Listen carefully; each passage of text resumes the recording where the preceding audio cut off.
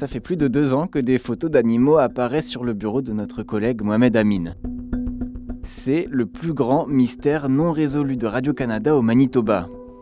Les images sont imprimées en noir et blanc, puis fixées à la planche feutrée qui délimite son bureau. Personne ne sait qui a collé la première photo, une image de castor par laquelle tout a commencé. Je m'appelle Mohamed Amin Kiel, journaliste à Radio-Canada et au centre de ce complot animalier. J'arrive à 5h du matin un jour et je vois un castor. Et c'est à 5h du matin, donc moi je me dis qui l'a mis là? Parce que moi je suis parti à l'après-midi la veille. Je m'imagine une blague vraiment de bon goût de mes collègues. Et j'attends après qu'ils arrivent pour leur poser la question. Mais oui, vraiment, la première fois que je vois ça, je me dis « Ah, c'est mignon, c'est un castor ». Mais je n'y vois aucune référence pour l'instant. Non, mais c'est vraiment ce castor, parce qu'en plus, j'aimerais bien comprendre la référence du castor. Parce qu'on m'a dit « Non, mais tu comprends ». Parce qu'on m'a dit « Mais tu comprends pas pourquoi on a mis le castor ?» Je fais « Bah non, j'avoue que je ne comprends pas pourquoi le castor ». Donc si on peut autant me dire qui c'est et m'expliquer, ça serait bien. Moi, je me suis dit, c'est soit mes 2 compères de voisinage, Alexia ou Mario. C'est les plus espiègles dans le bureau, donc je me suis dit que c'est eux. J'ai mené un peu mon enquête, mais je me suis rapidement pris des murs.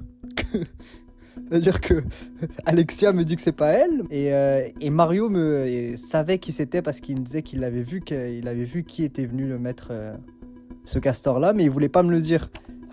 Mais je voyais qu'il trouvait ça très drôle quand même.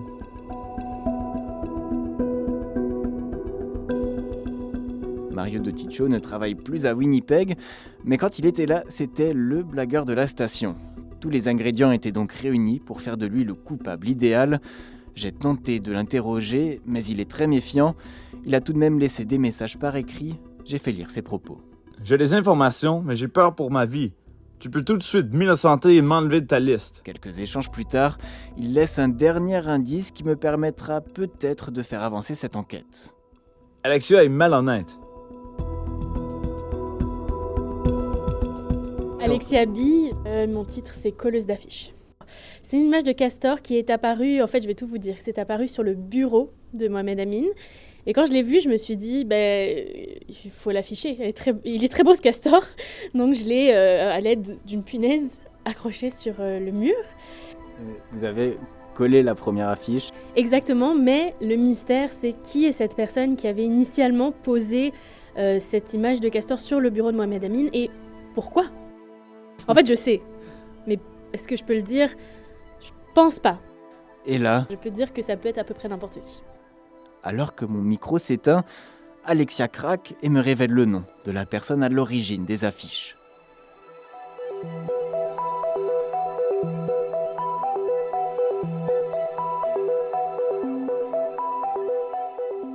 Est-ce que tu veux révéler ton nom ? Je sais pas. Je devrais-tu? T'es pas obligé. Non, je pense qu'on va garder ça pour toujours. Puis le jour de ma retraite, je vais l'annoncer que c'était moi qui vais commencer cette affaire-là.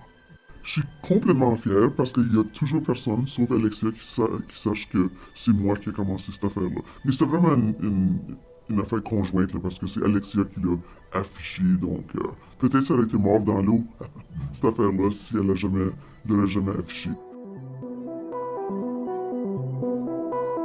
Cette personne se fait désormais discrète. Aujourd'hui, ce sont tous les autres collègues de Mohamed Amin qui accrochent des photos d'animaux en toute décontraction à la vue de tous. J'ai trouvé que ça a été une bonne appropriation de la blague. Ça part d'un mystère, puis on a enterré le castor après pour ramener quelque chose de très positif. Ce mur maintenant, c'est vraiment un symbole pour toute la station. Il porte les photos de chats et chiens et animaux de plusieurs collègues, certains qui ne sont même plus là aujourd'hui, mais dont on se rappelle grâce aux photos de leurs animaux. Et je trouve ça magique. Et il y a des hommages aussi à le chat de ma collègue Alexia, Shaya, qui est décédée. Et c'est un bel hommage qu'on lui a rendu en gardant sa photo sur ce mur-là. Je vois ça comme le panthéon de la salle de nouvelles, honnêtement. Panthéon animalier. Je dois dire que malgré le mystère et malgré le fait que ça hante mes nuits, La personne qui a fait ça est un génie.